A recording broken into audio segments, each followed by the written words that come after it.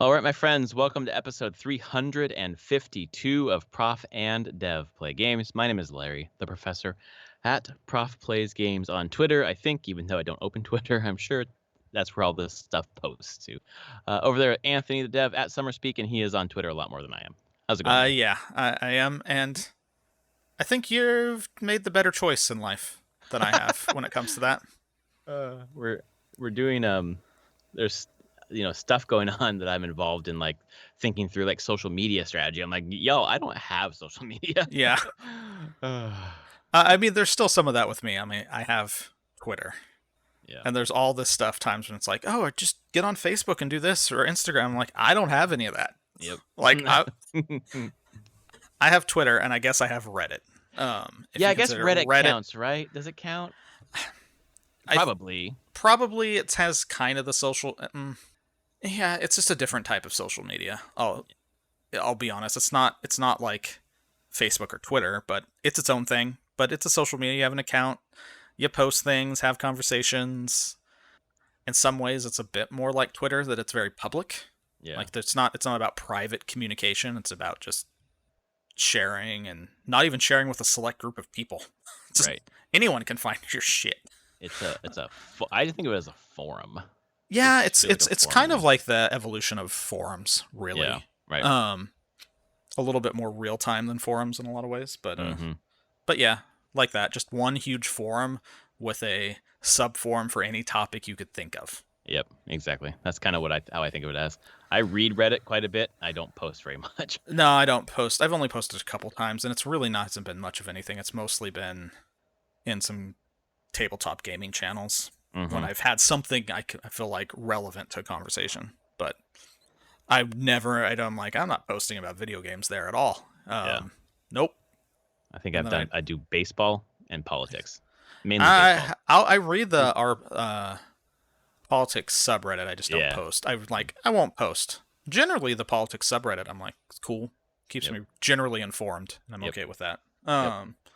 That's kind of the main thing I watch it for. Yep. Again, because people are aggregating all that news, and it kind of is nice. Yes. Thank you for doing that for me. Yeah, kind of.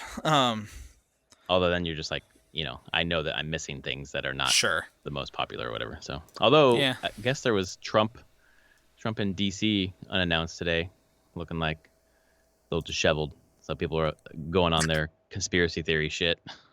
It's always conspiracy theory crap. He's got a jacket over his hands. He's handcuffed. Like, oh my god, this is like a grainy fucking video from like 50 feet away. Come on. Yeah, don't fall for it. Any of that stuff. Come on, like, don't do this to yourself. Don't sound like the other side when it comes to conspiracy theories. I swear to God, man. Every time I hear it, I'm like, you know what? You sound like a conspiracy theorist. Can you please not do that? Yeah. Do that. Speaking of conspiracy theories, Ubisoft. Yeah, good transition. Thank you. Segue. Ubisoft had Ubisoft Forward yesterday, and it was like an hour and a half, hour and 20 minutes. It was long. I didn't watch much of it, but I did read a run through. I did watch the Mario and Rabbids Sparks of Hope, which is what kicked it off. And I am excited. And boy, did they change a lot of that game. Yes, they did. Oh my God, it looks like a completely different game. It's definitely one of those things where, like, well, if we're going to make a sequel to this, we're not just going to retread the same stuff we did before. Like, yeah. Which is admirable, I guess. Like, but it's also risky as all hell. It's risky, yeah, because I loved Mario and Rabbids Kingdom Battle. So if the new evolution, I would love to see something different. That'd be great. But if it sucks compared to the first one, it's like, oh, why didn't you just do the first one again? Yeah. But I can see why they would want to do something different. But it's like NPCs and quests, and it's more free flowing, free form, which I kind of like. It was a little bit too rigid. But man, I think it looks cool. I'm excited to play as Rabbid Rosalina and Rabbid Bowser. Yeah. It's kind of cool additions by Yoshi. October 20th, man. It's coming up fast, dude. Yeah. I mean, I'm trying to see what games. There's a number of games coming out October, November. God, what was coming out? Like, and it's not like huge one. I wouldn't say Mario vs. Rabbids is going to be like a huge AAA game, but there's kind of like this. There's a series of like undercurrent games where I'm like, I wouldn't call them like underdogs, but plenty of like big publishing indie titles in some Yeah. ways. They're just not their big like top tier property, but these like little properties that have huge potential to be a ton of fun. Well, there's this. There's Bayonetta 3. There's Ogre Tactics Ogre Yeah, coming out. the remake there. Um, isn't that Square Enix Fire Oh, Emblem thing? Harvestella. Harvestella. Harvestella, and then That's not there's the Fire Emblem, but... Diofield Chronicles. Oh shit, that's right. I think that's this. There's like a demo out already. Oh on no, it that. comes out on 22nd. It comes out This month. this month. Yeah, that's what I thought. Because there's a demo already out. I need to play that demo. But Um, what games are? I feel like there's a number of.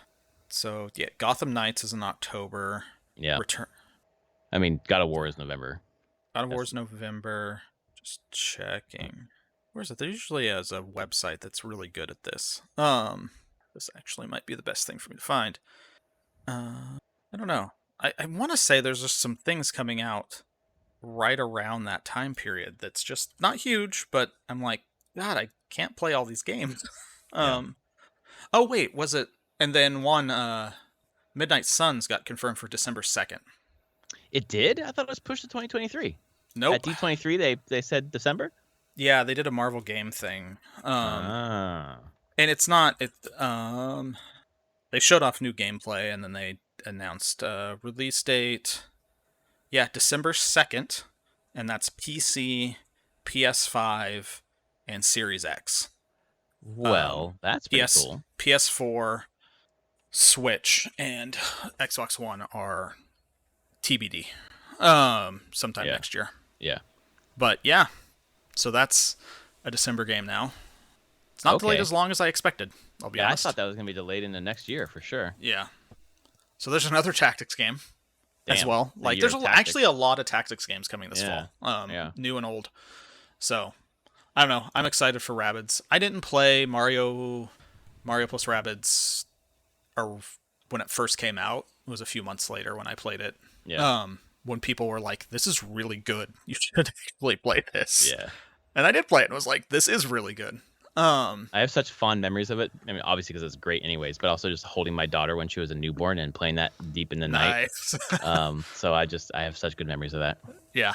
Well, I hope this one's good. From a creative standpoint, I salute them for mixing things up so much, but the risk is there. Yeah, but I trust them, man. The way that they did something so crazy with the first one, like let's I'm here for it. Let's see it. Yeah. That's day one for me. I can see that. Yeah. Then they went into Skull and Bones, which is not something I'm interested in. No. Pirate battles with ships. I don't think you can get off your ships. I think you just have pirate battles. No, I think it's just and it's very much.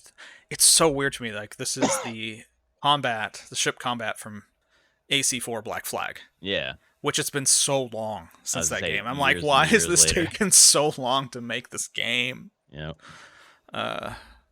But I don't know. I'll be curious. I'm sure there'll be more and more info as this gets closer. But still, I'm not that interested in it overall. Then we have Riders Republic, which I haven't played, but I've actually had shown to me in some ways because it does some really cool online mechanics of you're playing alone, but when you're playing, it uploads kind of like your ghost data or just what you're doing in the world, so you can be populating other people's worlds, and your world is populated by things that real people were doing and at that time. So it feels like you don't have to be synchronous with the other players, but the world still feels full of people. So it's an interesting way to solve that. If your like player base isn't huge, which I doubt it's a huge player base, but making it feel like it's big and that you're connected with other people even when you're not. I like that. Like if a game like No Man's Sky had something like that, where you don't feel entirely isolated and alone. I don't know. I can see why some people would enjoy that because I would. Yeah, and there's a couple guys at System Era that just love this game though. They just will fire it up and they just love the different like writing mechanics in it. They just have a blast just doing them. So I take their word that it's a decent extreme sports kind of racing thing going, because it does everything, I think, or most of Right. it. It's like Steep did just like the winter sports thing, and this does Yeah. like all the, I don't know, BMX and whatever Yeah, it has else, snowboarding. It has winter stuff in it too. It's just like do what you want. So I don't know. Cool that it's still getting support though. Must have at least some player base to continue it. Yeah. Then we shift to the talking about player base. Does the Division 2 have a player base? I guess if they're still going. Season 10, just around the Jesus. corner. You know, I don't remember it being something that it was like what everyone wanted it to be, but I guess there's enough people going play that game. I guess just under the radar. I mean, I guess when we have talked about the looter shooter kind of thing, that always online thing. The Division 2 is just continued and somewhat successful. It has to be if they're just continuing to put effort into it. Right.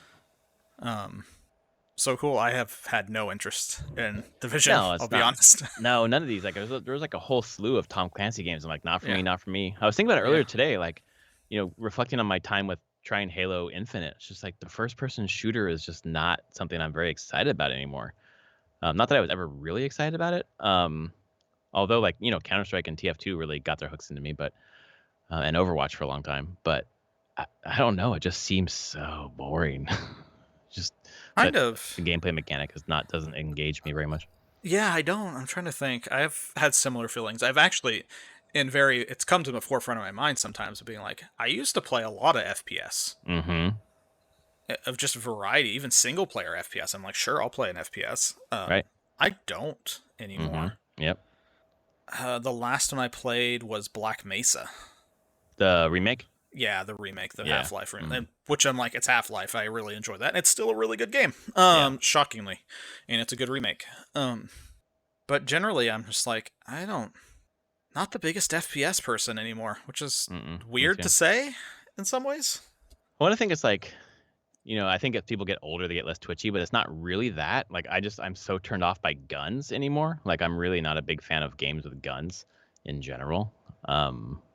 It's just, I don't know, it just glorifies gun culture in a way that's just not super interesting to me. And I think that's probably part of it, but mostly it's just like, I don't know, not very interesting. I find the mechanics kind of generally boring overall. Yeah. Samey now. Like, I've played a lot of FPSs in my life. New ones aren't drastically different than old ones anymore. Like, they have different guns and they might have like different slowdown mechanics or sliding, like playing Apex some. Like, does some interesting things there, but it's still an FPS. Like, I guess Apex. I've played that. Apex is the last one that I really got into, actually, and that was years ago. Yeah, when I was playing with you and Brad. And I would say that's a good one. It was a lot of fun. Yeah. It feels really good to play and everything, but even me, I'm just not a huge online competitive player, so I don't really do any of that. And it's strange to me, I just haven't played single player stuff. Because I just haven't searched it out. Or it never seems that crazy. I guess Cyberpunk in some ways. I mean, it's FPS. Yeah, that's true. It blurs that line. It's very RPG on top of things. I bet I'll play System Shock when it comes out. The remake. Do you think it'll come out? Maybe. I mean, they keep showing stuff. It looks cool. But yeah, you're right. Maybe that will never happen because it's still not dated. Yeah. But yeah, there's all this Division stuff. There's Division Heartland, which is a free-to-play survival action shooter, which I read as some form of Division-style Fortnite/Apex Battle Royale. It may not be that big, but it will be their take on that free-to-play shooter thing going on. You have some mobile stuff, like mobile FPS stuff, third-person shooter. Yep. Rainbow Six Mobile. There we go. And then we get to Netflix stuff. So they're partnering with Netflix. This thing's interesting to me because Valiant Hearts was pretty well received as like an UbiArts title. And they're like, we're going to put it on Netflix in January. Like, that's got to come to other places too, right? This is like launching on Netflix maybe? Yeah, I don't know. And there's not... I'm trying to get a sense of what Valiant Hearts 2 is going to be like, because there's different ways that Netflix has done games through there. There's the stuff that's like to choose your own adventure kind of stuff. But then I've done their mobile, like the Netflix app on my phone, and installed some of their mobile games. That's what I assumed that it would be on through the mobile part. Yeah, there's Odyssey. Yeah, they had. Oh yeah, Into the Breach came through Netflix on a re-release for the phone. Yeah, it must be through the phone, I think. That's my assumption for sure. Yeah. But yeah, Valiant Hearts was really neat originally. That was a cool game. I was shocked to kind of see that they're doing another one though. In this way. Oh, and they're doing Mighty Quest for Epic Loop. I have like a reusable shopping bag. It's that game. Yeah, I don't even know what that is. It was a it was a roguelike. It might still be on Steam. Is it on Steam? Maybe not. Used to be. But it's just you kind of run around and it's like third person, isometric kind of actiony combat, and you get loot and continue on. Oh, it's mobile for sure now. I don't know. I got a bag at it from PAX or something at one point, but I don't know. It could be a fun time waster. I don't know. It was just kind of weird. And then they're doing an Assassin's Creed game through it and a TV show. I did not like the movie. I'll say that. But I'm going to be cautiously optimistic about a Netflix show. Yeah. It could be good. There's a chance. I mean, that's the thing. Netflix does so much. There's so much hit or miss there. Like, yes, exactly. There's some good stuff. There's been great stuff on Netflix, and there's been terrible stuff. But, I mean, they did The Witcher fine. That was great. They financed that, and that worked out well. Season 3 just wrapped up, baby. Yeah. Woo! Sandman was pretty cool from the 3 episodes I've watched, and I'm now waiting to watch more until my wife will watch with me. Oh, I was like, I thought they released them all at once. They did, but I got there and waiting then for the family. I showed my wife the trailer, and I'm like, would you be interested in watching this? And she's like, I'd give it a shot. I'm like, it's dark, but it's kind of a neat fantasy thing going on there. So I stopped because she's like, yeah, I'll give a few episodes a try. So I don't want to go further into it. Gotta get through She-Hulk before you get back to that. Yeah, I mean, She-Hulk's every week. Yeah. Oh, that show's so funny. It's so good. It is so good. My wife likes it too, man. Oh, it's good. I was dying at last. Which one? It was the... Well, I don't know if you've seen episode 4 yet. I have, yeah. With Madison. Yes, right. Oh, which I'm like, I'm gonna hate this character, and by the end of it, I'm like, never mind. This is the best character ever. Madison with a Y, you'll never guess where. Wongers. It's so good. Oh my god, so fucking good. It's just like it's. I can't believe how good it is. I wasn't even expecting it. Really funny. It's really good. Oh my god. And it's just sometimes just catches me off guard. In its humor. There was the 3rd episode. There's just a point where they're at the bar and it's Jin breaking the fourth wall all the time at different points, but she just leans in and goes like connecting the A and B plot. Nice. And I'm like, it just killed me. It killed me. So because it was just a clever place to put. I was like, of course. Yep. Okay. I love smart humor like that. It's so good. Yeah. I realized that She-Hulk. They should, and I realized that Jessica Gao, who's the showrunner, she wrote the Emmy Award-winning episode of Rick and Morty, Pickle Rick. Oh my god! Seriously? Yeah. Oh man. And I'm like, once I knew that and the humor from that episode, and just everyone loving that episode, I'm like, oh, I totally see her humor in this show. Yeah. Like, okay. Too cool. Yeah, it's just really funny. But yeah, so I don't know. That's worked out. There could be a good Assassin's Creed show. Assassin's Creed as a universe doesn't immediately make me think this has to be a there's no way to make a good TV show here. There's so much lore. Like, just stay away from the fucking modern day shit. Stay away from the Animus and just give us the fucking historical stuff. But they can't. They won't be able to do that. Yeah, or if they give you the Animus and the modern day stuff, it just doesn't need to be just needs to be the connective tissue. It doesn't need to be a huge focus. Just being like, this is throwing on the stuff in the past is related to this, but really what we're focusing on is being in the past for the most part. Yeah, the movie was not great. Oh my god. I do give them credit for just saying, hey, we're not going to rehash a story from the game. Like, we're going to do our own thing. I give them credit for, like, trying, but it just doesn't why work. not? Every single game is something different, so that's, I don't know. But it did not land at all. Did not land well. No. Did they do a Mythic Quest thing in the middle of the Ubisoft Forward? I think so. That has nothing to do with Ubisoft, though, right? I think they're financing on it. Oh, I guess that makes sense. I think they are. I want to watch that. I've heard decent things. Yeah. Yeah. I'm checking to see who's the.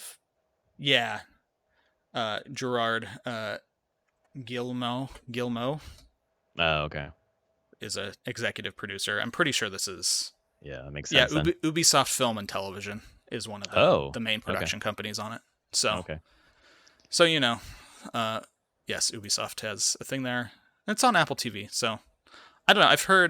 I haven't heard horrible things about it. That's the thing. I haven't heard like it's people truly raving about it, but yeah, no one even in the industry is like bagging on it, as far as I can tell. So, yep, they got through that, and then Ubisoft Plus is getting a free trial. Some Trackmania, give the car stuff. Rocksmith Plus, Rocksmith's still going. I gotta give this another look. I have Rocksmith, the previous version, but this is kind of like I think it's a subscription service where you just have access to all the songs. That's cool. Which is nice. Well, everything's subscription. I don't know if I like subscriptions on everything, but that's the world we live in. But for this kind of thing, like learning music, I like it because you have access to like whatever you want basically to learn that day. Because I'll sit down and like, I want to learn this song. Maybe I want to learn that song, so I'll like bounce around. So it would serve me. I haven't done it yet. Yeah. I don't really need this to teach me songs, but it's good for people who need it. Yeah. Just Dance showed up. Always. You know, my daughter likes that game, but anymore now I'm like, I don't even know these songs. I don't know. Like there's a screenshot here. I have no idea what those words mean. So whatever. Wait. And then we get something. Yeah, go ahead. Yeah. So the song in the picture is KDA featuring Madison Bear. K/DA. That is a virtual A-pop band from League of Legends. Oh my god. Yeah, see? And that's like been going on for years. Oh shit. It's like in it's something Riot has created over time. And it's completely virtual, like made up K-pop band. So okay. There you go. That's what that is. Now you know. But yeah, Just Dance. But then they just are like, all Assassin's Creed, let's go. Yeah, I know. It's like Assassin's Creed smorgasbord. we know we skipped a year. We didn't give you a game. So here is more info than you could ever need on Assassin's Creed. We first get Mirage, which is 9th century Baghdad. I like that setting. Yeah. The Golden Age. Yeah. It could be really interesting, and it was initially supposed to be a DLC / expansion for Valhalla that they decided to spin off into its own game, full game. Because it's the character Basim who was in Valhalla. Yep. This is happening before Valhalla. Yeah. So, I don't know. I mean, this is the next one out, I'm pretty sure. Because it's named, they had cinematic trailer for it. And this is 2023, it said, yeah. Yeah, this is the game for next year. And Shore Agadashlu is her. Oh my god, she's voice acting. She's in The Expanse, it says she here. is. You'll know her voice. She is in The Expanse. Characters. Let me make sure I get her name right. She is such a perfect casting in that show. She is Christian Avasarala. The swearing politician. Did you make it? She shows up in the book. She shows up in the second book and is in every book since. Well, I'm in the third book. So she's around. She's on Earth. She's a politician on Earth. But I haven't heard the voice. I've heard the voice is really distinctive. Her voice is really distinctive, and she does a great job with that character. When they were on Sci-Fi, the Expanse TV show, she couldn't really swear. Like the book has her swearing all the goddamn time. She couldn't swear in the sci-fi show? Oh, did Not she swear in because the Amazon version? yeah, once it went to Amazon, it was all off, and then you're like, that's the Christian I know. Like, That's awesome. and yeah, her voice is very distinct. Very good. So I don't know. I mean, that's interesting. I'll give that a shot. Again, it's made by the Valhalla team. I don't like Valhalla that much, so Yeah, I don't know. That might be one I just watch and get see what the story is and not play myself. I agree, because the Valhalla team is the one that did Origins, which was okay. I want to see what the Odyssey team is doing. That's what I want. There's a documentary. I think during the clips from a documentary exploring the evolution were shown off. There's an 11-minute YouTube doc on like the history of the games. Cool. It's been 15 years since this came out, so it's been around now for a while. It's one of my favorite series, even though it stumbles along the way. I would like to watch that. Yeah, and I think that's the thing with me with this franchise is not every game I would say is great, but I appreciate the continued just push to try things with it and not and be like, hey, it didn't land. Try something new. Go. Yep. Keep moving forward. There's one more chapter to Valhalla DLC, which is going to be free. They have announced. They announced that I think separately that this DLC is just free for everybody. I am so surprised that there's another DLC for Valhalla because it's already so fucking massive. Yeah. But I guess this is going to be a smaller thing, perhaps. Yeah, and it wraps up the Ivor storyline. So that's good. Like they can put a bookend on that and be done with that. Right. And then there's a mobile game set in China. Yep. Don't know how that's going to work. Nope. Don't think I want to control this game on mobile. Just going to be honest. Not a fucking chance. Nope. But there's a lot of people that play Fortnite and Apex and all those games on mobile and are like, cool, whatever, kids. I mean, I can do it with like a backbone. The backbone would be fine, but not fucking glass fingers. Yep. I hate that shit. Hate it so much. Oh, and they talk about the Netflix show. Yep. That's a screenwriter of Die Hard, and then Netflix's Vikings Valhalla will serve as the showrunner, which kind of seems like a good fit. Yeah, make it action focused. I mean, if they wanted to adapt any of the games, I would love it if they just adapted the Ezio storyline. Like that. To me, that was just as a character arc, had probably the strongest bones in a lot of ways. Yeah. From like just narrative, full over narrative arc. But we'll see. I have a feeling they'll probably just do it at some other point in time that's separate from any of the games and just be like, yeah, it fits because any time period we can show because of our lore. Got figurines and different things. Like a cartoon series of Assassin's Creed 4 sequel. That's cool. Yeah. Podcast, which I'm into. Live concert. That symphonic adventure concert, yeah. That could be fun. Yeah, it could be really cool. But then let's talk. We get to the meat here. Oh, this is the part that gets sexy for me. Assassin's Creed Codename Red, which we're finally going to feudal Japan. They teased that in the first game.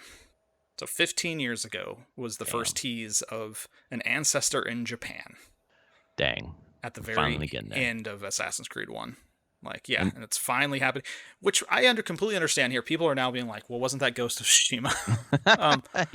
And I don't... My only thing there is being, well, Ghost of Tsushima is an incredibly well-made and great game. I don't want to believe that that's the pinnacle of feudal Japanese samurai games. Yeah. Or the only way that it can be done. Like, I expect an Assassin's Creed game, and this game is being done by Ubisoft Quebec, who did Odyssey. Yes, that's why I'm excited. That is very exciting, and I feel like there's a lot of room and a lot of things you can do in that time period and type of games you can make there. So, both Ghost of Tsushima and this game can explore the same tone, but be very different games, and that's okay. Because this game's going to get compared so much to that. Because Ghost of Tsushima is really good.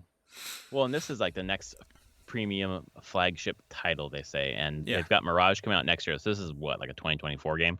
Yeah, earliest. Yeah. If they're going back to yearly, who knows? I don't think they're very clear on that. Yeah, I don't know about that. But then they also let out, Assassin's Creed codename Hexe, which looks like I think it's like Salem witchcraft times. It's definitely witchy looking, like charm hanging from Assassin's Creed logo charm hanging from a tree kind of stuff. Like, yeah, it's wood. It's very woodsy. Yeah, I could see that. I could totally see it being um, set in around like the Salem witch trial area. There's so much Assassin's Creed setup, or just so much. There's so much in this that it's like it reminds me of the time when Vivendi was trying to like take them over, and they were like, "Look at all the shit we're gonna do. We need to be independent so we can do all this cool stuff." I don't know if they're worried about a takeover from someone or what's going on, but I don't there's know. a lot of shit here. There's a lot of shit, and then yeah, because that also leads in. They've talked about Assassin's Creed Infinity, and they still haven't really talked totally about what it is. But it's some form of like, I don't know. They in this article called a hub for all the Assassin's Creed games. Yeah. I don't know, but I feel like it's some interconnectivity piece. Maybe it's a launcher type thing for PC, but or what was it when you're inside? It's Ubisoft Connect inside. Yeah. Mm-hmm. Like something maybe specific for Assassin's Creed in that way, where playing some games unlocks stuff in other games, or I don't know, but I don't think it's anything huge. I just think it's a way for them to more unify all the games together. Maybe it's you can get lore from other games, kind of see where the game you're playing fits into the lore, and I don't know. But they're not talking about it. It doesn't seem like they're talking about it in like some major reinvention of things. So I don't know. Yeah, I'm still confused. It just seemed like a way to like a wrapper around all of their Assassin's Creed games. Yeah, but whatever. It's that fine. was a lot. It was a lot, and there's some good stuff there. Some good stuff now. Some good stuff in the future. Yeah. We're getting Sparks of Hope soon, which is great. I don't really care about the Valhalla DLC.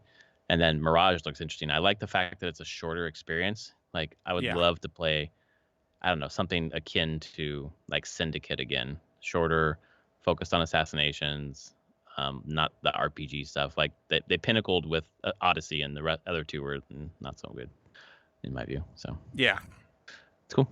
Yeah, it was decent. It was something I think Ubisoft needed. Definitely. And I think Assassin's Creed needed as well. They needed to, because they had taken, felt like kind of a break on that, on sharing a lot of info. It was nice just to be like, no, we're still committed to this, and here's a bunch of stuff that we're working on. I think it's also something, I don't know, gamers needed, like some big conference. Like this felt significant, and it had some significant news. There's rumors swirling about a Nintendo Direct, like there almost always is. But the rumors were that it got pushed off because of world events again. Yeah. So we'll see. But they keep the rumor mongers keep talking about Windwaker and Twilight Princess. But I feel like there's enough games on Switch this summer that or this fall. I'm not sure if they will do that. Yeah. But who knows? But Ubisoft needed that. That was cool to see. They really did. What have you been playing this week? I got to the point of no return in Xenoblade Chronicles 3. Okay. I have not gone past the point of no return, but it's a very clear, like, hey, if you do this, you're going to the end of the game, and you're not getting to do anything else here. So that made me stop and reevaluate, make sure I got everything how I want it to go through the end of the game. Even though I'm like totally over-leveled now, because I've just been grinding other things. So it shouldn't be a problem. So I'm like right at the end of this game. It's going to get batshit insane, but I actually now understand its connections to Xenoblades 1 and 2. Oh, cool. So kind of tangential, but it's also not. So that's interesting. It's not like direct character connections for the most part. It's lore connections and different things. But I understand the connection now. So that's cool. And they all work together. And is it you've talked about you've enjoyed the game. Does it feel like one of the top RPGs on Switch kind of thing? Yeah, I would say it's so. I think I'd put it up there. It'd be in the some of the top like JRPGs on there. Well, that is cool. It's generally really good. It's very anime. It does have some pretty high emotional moments though. They did it pretty well on that. Probably better than the other Xenoblade games, honestly. Like it just feels way more refined than the previous ones, which is what you would hope after this many years. Like, right. But now this is I'm curious I'll finish this. I'm like, what's next? I guess there's DLC and season pass stuff for this game. Yeah, They've already talked about that at least for a year. And Monolith Soft is, I'm sure, helping with Breath of the Wild 2, as they always do on the open world stuff. Because, I mean, it's still one of those things where I'm like, I can't believe this game runs on a Switch. Even if it has some performance issues from time to time, you're just like, there's so much stuff on the screen all the time. How did you make this happen? But they did, and so I think Nintendo having them under the umbrella is just like, help us make our tech better is very good for Nintendo. Yeah, absolutely. Yeah. So that I played that. Weirdly, I talked about Cyberpunk. I booted up Cyberpunk again because they had a 1.6 patch because of the anime coming out on the 13th, Edge Runners. Yep. And so they had a patch that incorporates some Edge Runner stuff into the game. Weapons, clothing, some quests. But I was also curious because they now have a wardrobe feature and transmog. Yes, I heard about that. And I was like, really? This is awesome. And it is. You're just like, cool, it's a first-person game, but there's still something about, like, you don't see your character when you're out in the gameplay, but every time you go into the menus, you see your character, and you see what a clown they look like wearing their armor. And it sucks, because you're like, well, shit, that's what my character looks like, and everyone's seeing, and you're like, but now you can actually, like, style. Yeah, look stylish. So they did that. I appreciate that thing. They got that working. And so I just wanted to go mess around and see what that was. And yeah, that's fine. It's still Cyberpunk. It's still flawed. Still a cool power fantasy, though, I'll say. And they're going to do one DLC for that game. One big DLC. Yeah. Basically. And me knowing the lore of the world a bit more, and like it's basically tied up with the US government. So in the Cyberpunk 2020, Cyberpunk Red, and then 2077 world, the US government had collapsed overall. Like, that's why megacorps are in control. And there's a bunch of, and then it was reformed, but they don't control a lot of what we would think of the United States anymore. And so something going on here, I'm seeing that is like, lore-wise, it's something about the new US government trying to push into Night City in some way. Some probably big power grab in some way. So, lore-wise, it could be pretty neat. And Keanu Reeves is coming back for it. So yeah, that's a big deal. He was recording new lines. So, I feel like he's all... I don't know. For him, I'm like, he just likes his cyberpunk stuff, I'll be honest. Yeah, and right. At least he brings some, like, passion and heart to it. He's like, no, I will give my all when I'm doing these roles. So... Because, yeah, in the trailer they had him speak a couple times, like Johnny Silverhand in there, and I'm like, those are new lines. Did they get him? And then they showed that, yes, they did. Like, he went back to the recording booth probably for a week and recorded new things. That's great considering how the game was received, to be able to him to not be like, well, no. No, yeah. Thanks. I mean, the other thing they're doing is they're just like, that DLC expansion is not for last gen consoles. Yeah, right. They're just cutting it out. They're just like, no, never mind. Like, you fucked our release. Nope, you're done. We don't want to give you the game. We're just done. I mean, that's probably the thing that they should have done long ago. Was like, I'm sure their engineering and other staff were being like, there's no way we can get this to work properly on. I know we promised it for PS4, but our ambitions were too large, and there's just no way that this can work on those systems. So they probably should have just cut those long ago and just been like, sorry, no. But I'm sure investors would not have been happy with that. No, because of how many PS4s were in the wild. Yeah, but now they're just like, never mind, we're done. We can't make this work in any performant way on last gen. And it's, to me as a developer, also, if they're cutting it, it's holding them back from doing the things that they want to do. Yeah. So they're just like, it's just not worth it. So get a decent PC, an Xbox Series X, or a PS5 to continue playing that game. Yeah, that sucks though. If you've played it on last gen, you're like, I want to play the DLC, and you're like, well, I can't. Yep. Sorry, that does suck. And they're also making a choice there and going that they're cutting out a chunk of their market.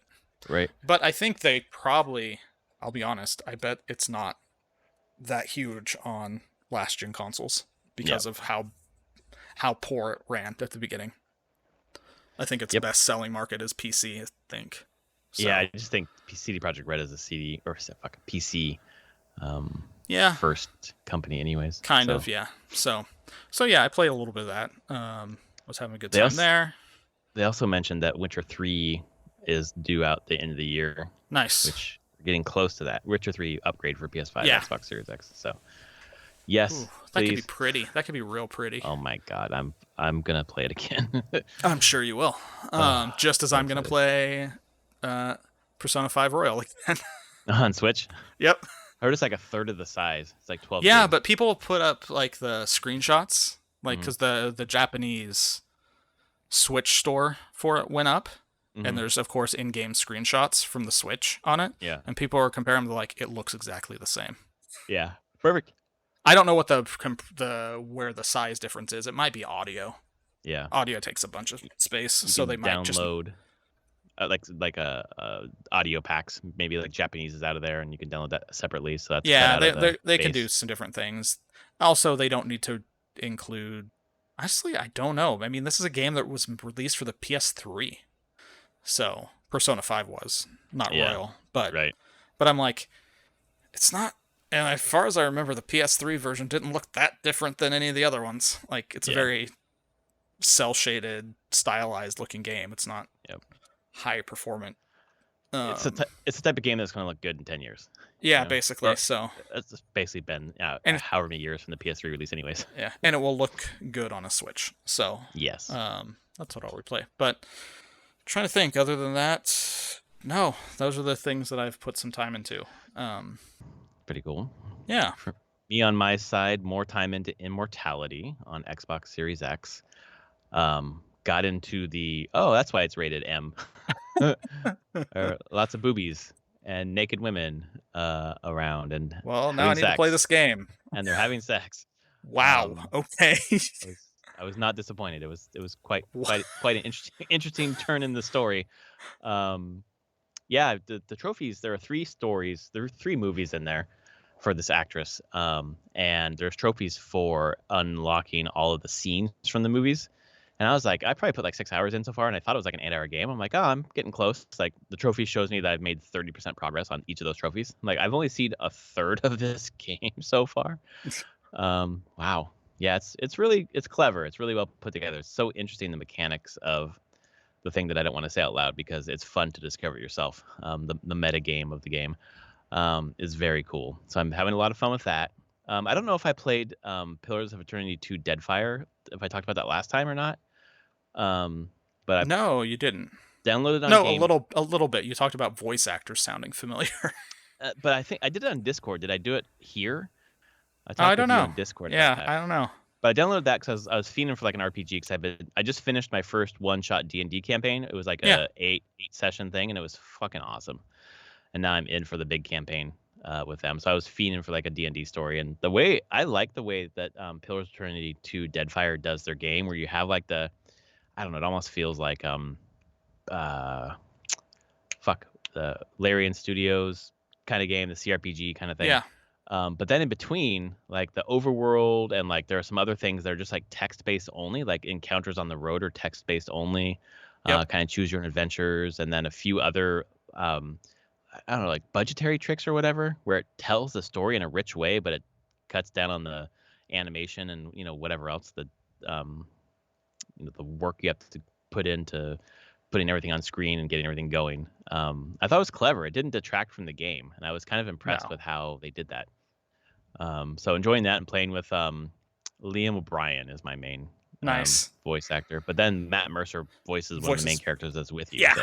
He from the first game too. That character is in the first one. Oh, interesting. Okay. Yeah, it's a character that continues. And he was voicing it in the first game too. Yeah. I assume. Yeah. Did you play through Pillars 2? I got really far in it. I never beat it. Okay. But I put a lot of time into it. I think I own it on Steam. Is that where I got it? As I question. I'm enjoying it. I'm a little confused. I thought it was developed by Obsidian, but then it's listed as Versus Evil as the. No, it's Obsidian that made it. Okay. Versus Evil is a publisher. Oh, okay, great. Um, So I've been enjoying that. I only play at night, so I'm tired by the time I load it up. I'm like reading a bunch, and I start to fall asleep. So it's not getting through it very quickly. And then my daughter and I finished Windwaker this morning. We played a little bit yesterday, and then finished off Puppet Ganon and regular Ganon. And my daughter's so cool because she's remembering things about the last time we played, which was we played in 2020 to completion, and then we watched a speed run in 2021, maybe 2 speed runs. Actually, no, we watched it several times. And then we played again this year. So she remembers everything. Like some of the stuff I forgot. She's like, you need to jump down that pit because down there is where the enemies are that you have to fight. And I was like, you have to go through and sword falls and it points to the door. I was like, Jesus, kid. But she was right. And that's exactly what happened. So that was a lot of fun. And then we've been playing probably for the last month and a half, I think. And then she knew that Disney Dreamlight Valley was launching soon, and it's on Xbox Game Pass. And Okay. she's like, okay, when we finish Wind Waker, we'll play that. And then she knew we were finishing Wind Waker this weekend. She's like, oh, but that game's not out yet. And I was like, oh, it is. It just came out. And she was so excited. So she's just in the game. You have to clear like the corruption or the whatever from the houses to kind of open things up, and she's just enjoying digging holes and pulling up corruption, and just basically it's a clicking A simulator, and she's loving it. Isn't it Animal Crossing basically? It's Animal Crossing with quests. Okay. And it's so far pretty well put together, and she's very excited to get to Moana, so we will see when that happens. But it's competent so far and interesting so far.